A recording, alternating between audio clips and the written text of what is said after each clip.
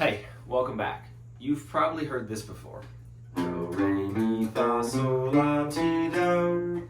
That is solfege, and that is the topic of today's lesson. Solfege has been around for hundreds of years. What it is giving a sound or a name to our different notes or intervals in music. There are two different kinds of solfege, and we'll touch on both today. There's what's called fixed do solfege, and there's movable do solfege. I use movable do solfege. Let's get into kind of the nuts and bolts here of how this works, okay? Now, everyone, like I said, has probably heard that do, re, mi, fa, sol, la, ti, do before. Even if you've never picked up a guitar, you've never sat down at a piano, you've probably just heard that at some point in your life. That's what we're going to focus on today. If we take that major scale, do, re, mi, fa, sol, la, ti, do, let's go through that and let's look at the relationship of all those notes to do and give them the name that we're going to assign to them with solfege. So do, first and foremost, is going to be our home base. Whatever our root is, whatever our tonic is, that is what we call do. So in this case, this note is going to be do for us. Do, do, do. Just a thing to keep in mind, this looks like G on my guitar right now, but I'm tuned down a whole step. So if you're trying to play along at home, this is actually the note F. For the rest of this video though, just to keep it simple, I'm going to say the names of the notes in relationship to what they look like on my guitar, even though I'm tuned down a whole step. So just keep that in mind if you're trying to play at home. So the note G is going to be do in this case. Do. All right, so we have our home base now. The next note in our major scale is re. That's our major second. So if we go up a whole step, a major second from our root, do, re, do, re, do, re, that gives us re. Now, if we go to the next note after that in a major scale, we get to mi, our major third. Do, mi, do, mi, do, mi, do, mi, do, mi, do, mi. After that, we go to our fourth, which we call fa. Do, fa, do, fa, do, fa. Then we go to our fifth, our perfect fifth, which we call sol. Do, sol, do, sol, do, sol. Then we go to our major sixth, which is la. Do, la, do, la, do, la. You have to ignore my crummy singing in this video. Then we get to our major seventh, which we call T. Do, T, do, T, do, T. And then we get back to do, our root again. This is our octave. Do, do. So those are the names that we assign to our major scale. The reason why solfege is so useful is because we can take those names, we can take those sounds that we assign to those intervals, and when we alter those intervals, we can alter the name we give to them. So, for example, let's look at our major third. Do, mi, do, mi, do, mi. I've got a root, and I've got a major third. Instead of a major third, let's say I wanted to lower that note to a minor third. Well, now we're not going to call it mi anymore. Do, mi, do, mi, do, mi. Because it's not the same note. We want to call it something else. So what we're going to do is we are going to call that may now. We've altered mi to may, okay? We've changed the syllable now. So now instead of mi, our major third, do, mi, do, mi, do, mi, we've lowered that and now it is may. Do, may, do, may, do, may. That same thing is going to be true for our other intervals that we want to alter. So let's go to our perfect fifth now. Do, sol, do, sol, do, sol. That's our fifth, our perfect fifth.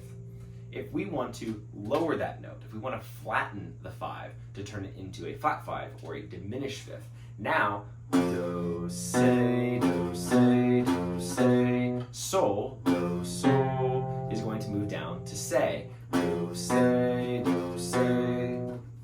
So same thing is applying here. We can also raise that note.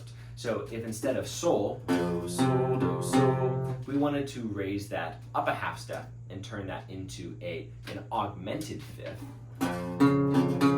we would have C. Sol would move up to C.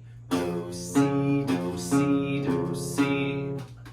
So you're starting to see how these names can be very useful. There's a lot of different applications for solfege.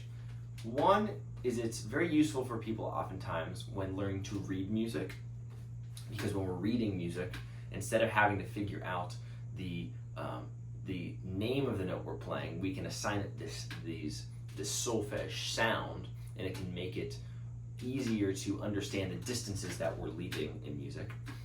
I also think it's very, very useful for understanding how music is put together on a theoretical level.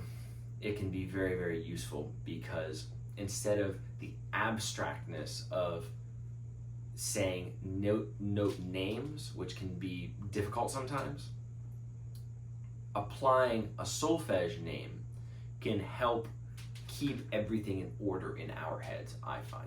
I also think it's very, very useful for learning, and this is probably the most important thing, the sounds of our different intervals in music and internalizing what those sounds sound like to us. One of the things I've touched on in other lessons previous to this is I really recommend when we're starting out with, say, our major scale or our minor scale or building chords, singing those intervals as we build those chords or build those scales, because we can feel physically how far we're moving from one note to the next. That is where I think the strongest use is, the best utility we get out of solfege is feeling when we sing how far we are moving from one note to the next note. Those are some really, really useful those are some great uses that we can get out of solfege. I think it never hurts to learn about solfege. I didn't start doing solfege until I was in college. Just something I never used in my musical life, and I was really bad at it at first. Really, really bad. It just wasn't the way my brain was wired. And subsequently, now I use it for just about everything. I think it's very, very, very useful. It's a great way of it's another, like all these things, it's another tool in our tool belt, and it's another vantage point in which we can come at music from. So I definitely recommend trying it out, whether you're just starting out and you're brand spanking new to music, or you've been doing music for years and it's just something that you've never tried. I would definitely recommend giving it a shot. All right, so now we're going to talk a little bit about what I brought up earlier, which is the difference between fixed do solfege and movable do solfege. Fixed do is, as the name would entail, we have a fixed home base. We have a fixed tonic. So let's look at the difference here between C major and C minor. We'll use that as a way of looking at the difference here between fixed do and movable do. So in fixed do and movable do, if we're in C major, both C majors are going to sound the same. But let's say we are in fixed do and we want to play A minor now, okay? So we're in fixed do, and the notes that we just played in C major were do, re, mi, fa, sol, la, ti, do. But now we want to play A minor. That means the names of the notes are going to be still in relationship to C major, even though we are in A minor. Same, they're in this case relative major and relative minor, so they're the same 7 notes: C, D, E, F, G, A, B, or A, B, C, D, E, F, G. But now we're going to start on A, which means A in relationship to C is do, re, mi, fa, sol, la. It's la, our 6th note of our major scale, right? So if I start at la now, and I go through my minor scale, what I would call that is la, ti, do, re, mi, fa, sol, la. All of those notes, all of those intervals are still using the names that we assigned to C. Okay, you follow with me? It's a little funky, I know. Now, fixed do does have like anything, it's got its pros and cons, right? A lot of people use fixed do. It's still a widely used method of solfege.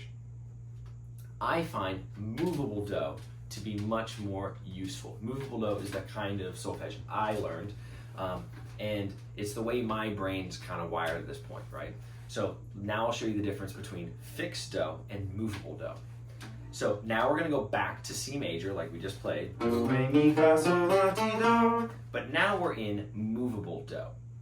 If I want to play A minor, well, I'm not going to start on La anymore because that's no longer my home base. If I am in movable do, we call it that because we can move the do.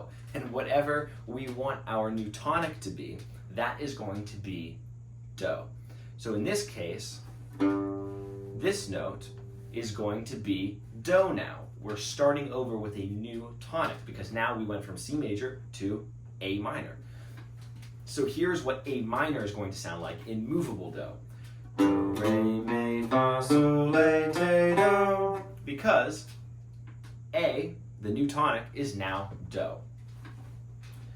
That's what I find to be maybe the best example I can give of the difference between fixed do and movable do. It's not to say one is better than the other, they just work very differently. Fixed do is more like assigning a name to every one of our notes in music, if you think about it in that way.